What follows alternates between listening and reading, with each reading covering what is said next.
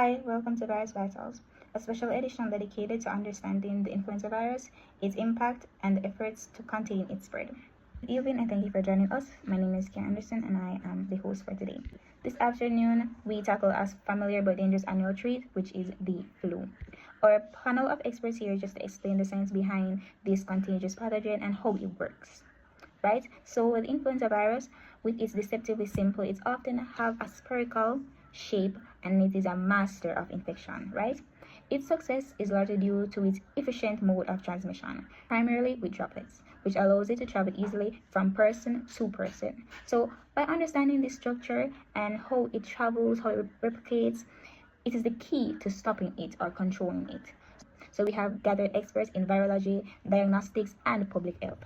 So joining us, we have Shakila Hewitt. She's going to give us the introduction to the virus. Then you have Javon Grant. He will be discussing the replication of the virus. Then you have Kira Daly. She's going to give just a brief explanation on the environmental conditions that allow the virus to thrive, the temperature requirements. You have, lastly, Shanika Demetris, which is our expert on laboratory identification and just providing the crucial statistical overview, right? So let us dive right in. So Shakila, let's start with the basics. For those who are new to this topic, have no idea what influenza is, what is the most relevant information on influenza? Can you just briefly define the virus, explain why it remains such a significant public health threat and a focus of research every single year, which is evident today?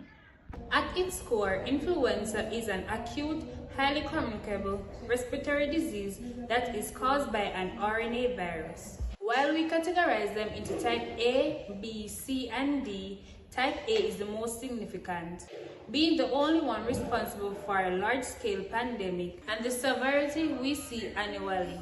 The most crucial relative information is the virus' ability to constantly reinvent itself. This occurs through two mechanisms: antigenic drift, which cause minor mutation over time, and antigenic shift, which is a major genetic change that can create entirely new viral subtype. This perpetual needs to involve means our immune system struggles to keep pace, necessitating the annual formulation of the influenza vaccine and maintaining its status as a critical, persistent global health threat. That's it. Back to you, Kiara. Thank you so much, Akila. That was very good. I completely understand. I hope that our viewers are actually listening and understanding the virus. This is very good information. We're going to moving on to our second expert. We have Javon. So the influenza virus, right? It is an obligate parasite, meaning it must invade a host, us humans, to survive, right? So could you just walk us through the steps of the method of replication? Like what key stage in this process do antiviral drugs typically target to halt this infection? Thank you, Kira, for that introduction. Let us delve into how the influenza A virus spreads and also how it replicates itself. Firstly, influenza A is an RNA virus, which means its DNA is made up of ribonucleic acid rather than DNA. When the virus enters a host cell, usually in the respiratory tract, it begins a complex and fascinating process. Firstly, the virus attaches itself to the host cell as shown here. It attaches itself using the hemagglutinin protein, which binds specifically to receptors on the cell's surface. Once attached, the virus is taken inside through a process called endocytosis inside the cell. The viral envelope fuses with the host membrane, releasing the viral RNA segments into the cytoplasm. These segments are then transported into the nucleus, which is unusual for an RNA virus. The viral RNA uses the host's machinery, which then serves as templates to make both new viral RNA proteins and new viral RNA genomes. Once enough viral components are then made, they are assembled at the host cell's membrane using its neuraminidase proteins. The new viral particles then bud off from the cell, fully formed and ready to infect neighboring cells. This cycle can then repeat rapidly, which is to why influenza A virus can spread so frequently through the population. In summary, understanding the influenza A virus helps us to understand why interventions like hand washing, hand hygiene, and antiviral drugs are so important. By targeting specific stages of this life cycle, we can then slow its transmission and also protect our communities. And that's all. Back to you, Kiara. Thank you so much for that, Javon. Kira, we observe a distinct flu season, suggesting environmental factors are at play, right? So, based on your research that you have conducted, what are the key temperature requirements, the specific environmental conditions, such as the low humidity or the colder temperatures, that maximize this virus stability and overall mode of transmission? Can you just briefly explain that for us, please? We see the flu season coincide with winter because the virus is highly dependent on specific environmental conditions. Research consistently shows that the virus is most stable and transmissible in cold temperatures and low absolute humidity. In this environment, the protective lipid envelope of the virus becomes more rigid, allowing it to survive for extended periods outside the body. So thank you so much, Kira. So now we're on to our last expert of today's segment. So, Shanika, rapid and accurate diagnosis is essential for clinical management, right? Can you explain the current standards for laboratory identification of the influenza virus? Like, what are the main differences in the speed and the accuracy between techniques like the RT-PCR and rapid antigen test? You can just make it simple for our viewers, we really appreciate it. Thank you. Accurate diagnosis requires two main tools, each serving a different purpose. The current gold standard for confirmation is RT-PCR, reverse transcription polymerase chain reaction. This test detects the presence of the virus genetic code RNA, making it the most highly sensitive and specific method, meaning it is the least likely to miss an infection.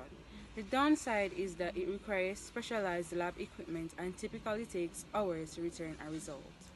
Conversely, we use rapid influenza diagnostic test RIDTS or rapid antigen test for quick decision making in clinics. These tests are fast, providing results in 10 to 15 minutes, but they are significantly less sensitive.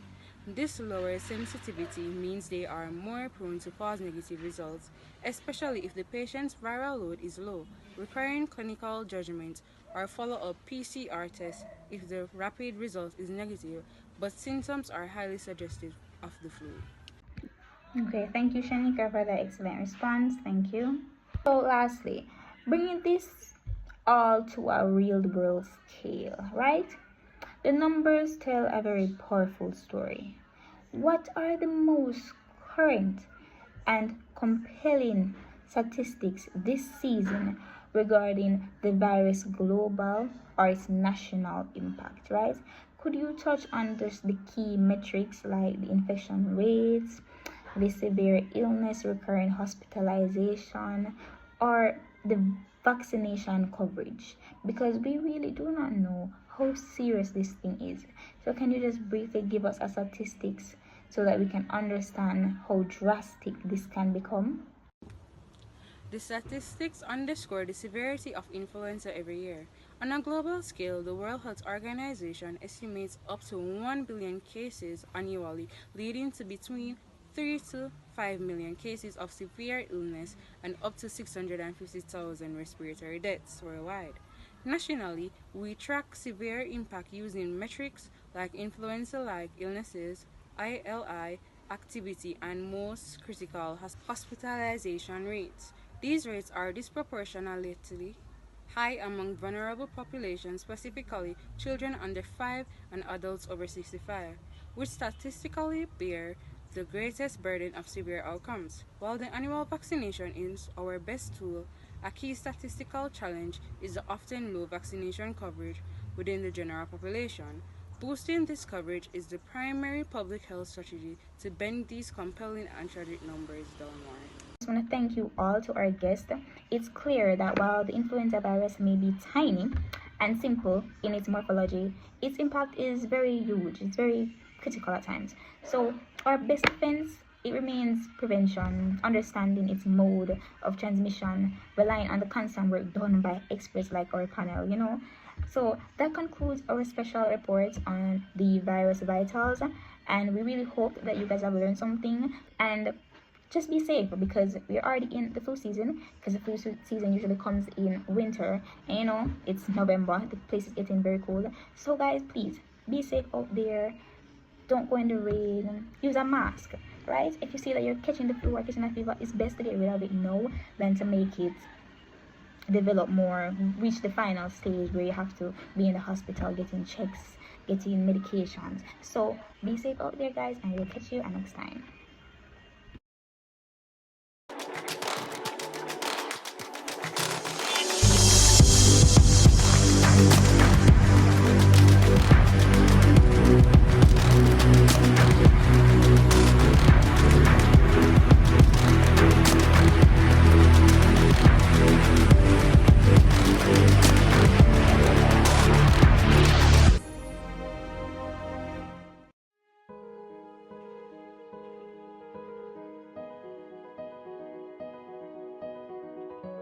Influenza A is one of the most common life-threatening viruses in the United States, each year infecting approximately 10% of the U.S. population and causing about 20,000 deaths.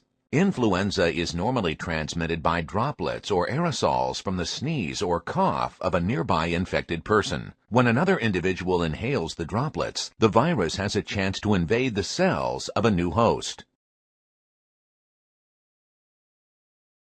Influenza A contains a genome of single-stranded RNA segments, enzymes required for viral replication inside a host cell, and a shell of matrix proteins. The virus also has a phospholipid envelope with several embedded proteins, including a molecule called hemagglutinin, abbreviated HA or H, which plays an essential role in viral cell entry.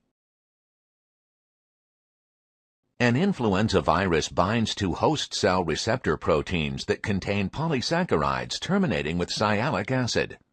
A sialic acid that is attached to galactose provides a recognition site for the virus's hemagglutinin protein. The sialic acid can be connected at different positions on galactose. This example shows an alpha-2,3 linkage between the number 2 carbon of sialic acid and the number 3 carbon of galactose. The avian influenza strain H5N1 recognizes mainly this alpha-2,3 linked version of the carbohydrate, which is found in birds. In humans, such carbohydrates are found only deep within the lungs, which may explain why the H5N1 strain, though deadly, is rarely transmitted between humans. In contrast, the upper respiratory tract of humans contains mainly alpha-2,6 linked receptors, and it is to these receptors that human influenza A viruses bind. The hemagglutinin complex consists of a trimer of subunits. Each subunit includes a domain that passes through the viral envelope and a domain that binds to the sialic acid receptors on the host cell. For clarity, let's look at just one of these 3 subunits. For an influenza virus to become infective, hemagglutinin must be cleaved. An enzyme released from the epithelial lining of the human respiratory tract performs this function. The cleavage frees one end of a segment called a fusion peptide. The fusion peptide is hydrophobic and buried within the core of the hemagglutinin trimeric complex. The host cell takes up the virus by endocytosis. The endocytic vesicle then fuses with a lysosome, and its interior acidifies. The lowered pH induces a conformational change, shifting the receptor binding region back and triggering the fusion peptides forward to penetrate the vesicle membrane. A number of trimeric hemagglutinin molecules in the same region of the membrane mediate fusion between the viral and host membranes. The fusion process expels the contents of the virus into the host cytoplasm. The virus is ready to begin its replication.